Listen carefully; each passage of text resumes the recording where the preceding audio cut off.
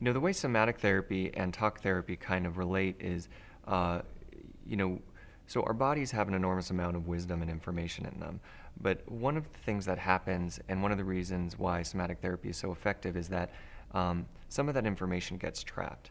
And what that means is that we may not be able to fully experience and integrate some of the feelings that we're having and some of the memories that we have. It gets kind of trapped. You can think of it as being kind of trapped in the body.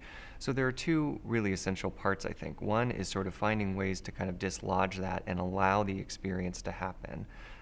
This is something that happens with trauma survivors a lot, that there are ways in which the brain has not integrated the experience. And so, that can manifest later as tension and flashbacks and anxiety, sleeplessness, nightmares, things like that.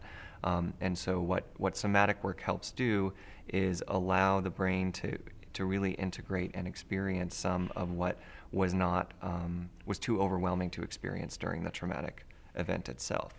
And then once that happens in the company of a therapist, you can start to digest that experience and to make meaning out of it and to fit it into the story of your life in a way that allows you to leave it behind and to move forward in your life and live your life more fully. I think a lot of what somatic work and talk therapy uncovers is it's sort of like you don't know what you don't know. And then you engage in this process and you start to get to know parts of yourself that you didn't know were there. And you celebrate the wonderful parts that maybe you've disowned, and you learn to accept the parts that maybe you've been trying to keep in the shadows a little bit.